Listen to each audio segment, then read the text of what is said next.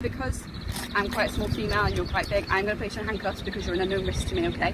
So right, does it have to be a male? You're not stopping recording? You can handcuffs on by anybody. Yeah. Episode 3 Times Audits is on a public pavement outside a police station, quietly recording police vehicles coming and going. That alone should be a non-event. Instead, officers step out and abandon any trace of proper policing. The focus isn't behaviour or threat, it's his clothing. A balaclava becomes a substitute for grounds, and that snap judgment is enough for them to detain and search him.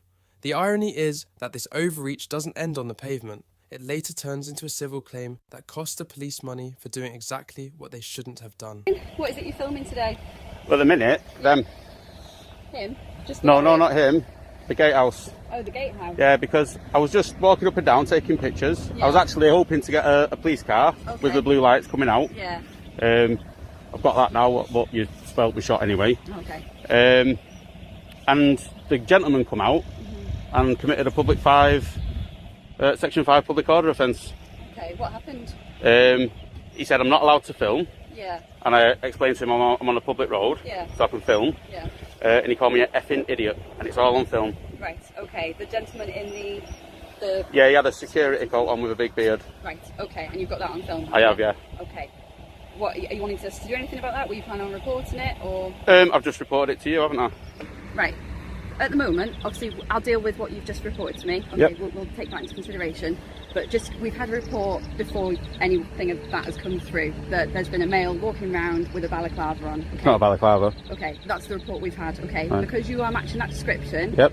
I'm detaining you for a stop search under Section 1 of PACE. Okay. Really? Based on the fact that sort of equipment. Okay. So what's your reasonable grounds? My grounds are that I'm wearing a balaclava, which isn't a balaclava. Okay. You match the description. You are covered in your face, okay? Offences such as theft, going equipped, that sort of thing. Okay. That sort of equipment can be used for that. Okay. Right. So what are you looking for then, particularly? So any further equipment that could be used in the course of conducting an offence such as theft or going equipped, okay? All right. So because you do realise you'll get a civil claim over this? Okay, that's fine. Yeah. Yeah. Right. Because I'm quite a small female and you're quite big, I'm going to place you in handcuffs because you're an unknown risk to me, okay? So right, does it have to be a male? You're not stopping recording? You can handcuffs on by anybody. Yeah. What are you doing holding the handcuffs? Greetings, everyone. This one starts with a simple act, filming outside a police station, but quickly turns into a stop and search. Watch closely, because the key issue is not whether officers can search, but whether they had lawful grounds to do it. Under current PACE code, a reasonable suspicion needs an objective basis connected to the item being sought.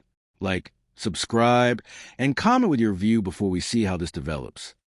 It's really like that, holding your anchor. The next version. Well, it does. Look at your nails, you nearly scratched me with them. Used as a weapon, can't they? Can they? So what, when I'm in handcuffs? Yes.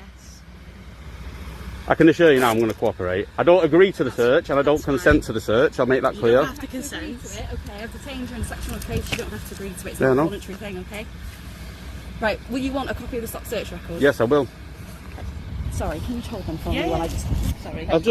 Honestly, I'm not going to try and break out. Yeah, but I'm not going to get far, am I? Public place with a face covering. Okay. That's the offence. Right.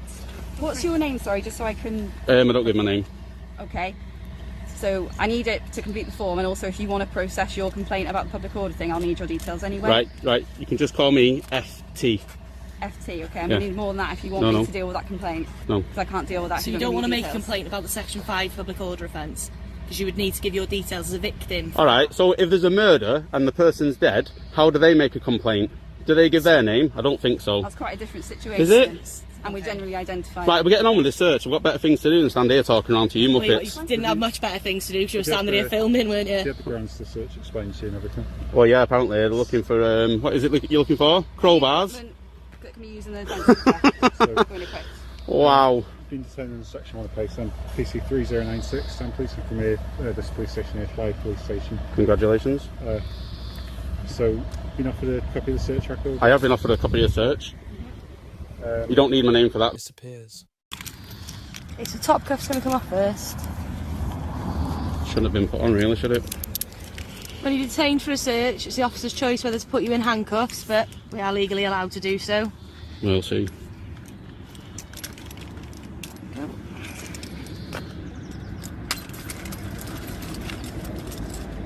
Just so you can witness the markings on my hand. I'll go towards the... Thank you.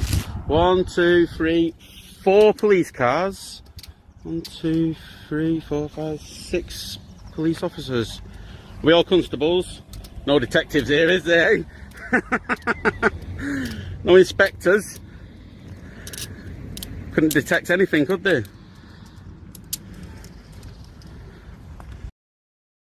Here, the search moves from confrontation to procedure. The auditor refuses consent but cooperates, which is important because compulsory search must rest on a lawful power regardless of consent. Pace Code A says officers must have genuine and objectively reasonable grounds, and those grounds cannot be created retrospectively during questioning. It also requires attention to be reasonable and kept to a minimum.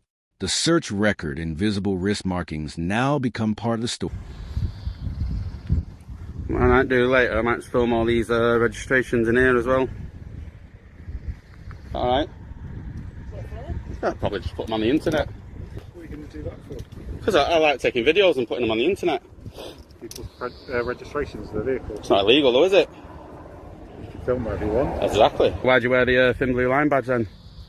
Part of the gang. Do you know more people, the public, have died in police custody in the last 30 years than police officers have died on active duty in the last 100 years.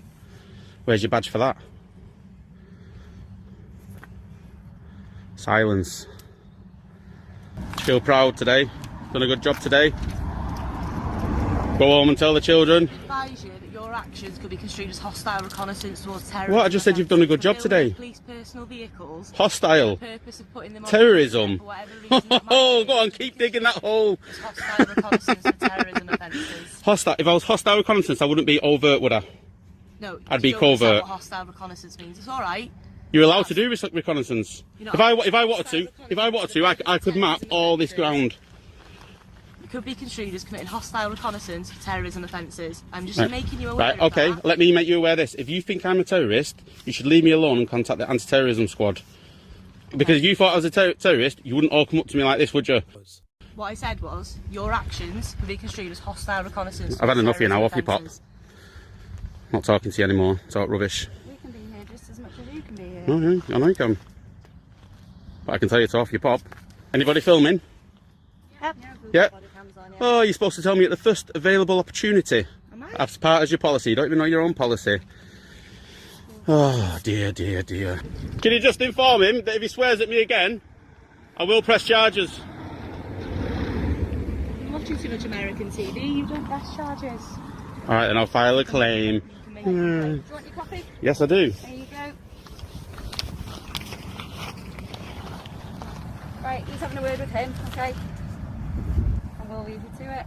But Should have left me to it in the first place. no, we had grounds to stop and speak to you instead. I don't think you did. Okay, that's fine. Be mindful of what my colleagues just said to you, okay? What, that I'm a terrorist? If you thought I was a terrorist, you should act on it now. Off your pop.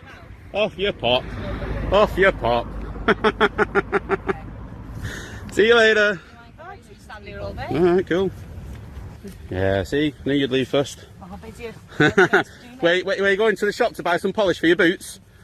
Not seeing a bit of polish in The final section raises the biggest question. When does ordinary filming become something police can legitimately treat as suspicious?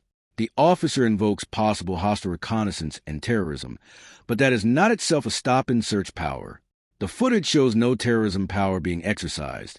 Instead, the officer issues a warning while the auditor challenges a claim. Under Pace Code A, suspicion must be tied to objective facts and relevant intelligence, not simply a hunch. Like the video, subscribe, and share your view. Thanks for watching, and until the next case, take care. Gov UK.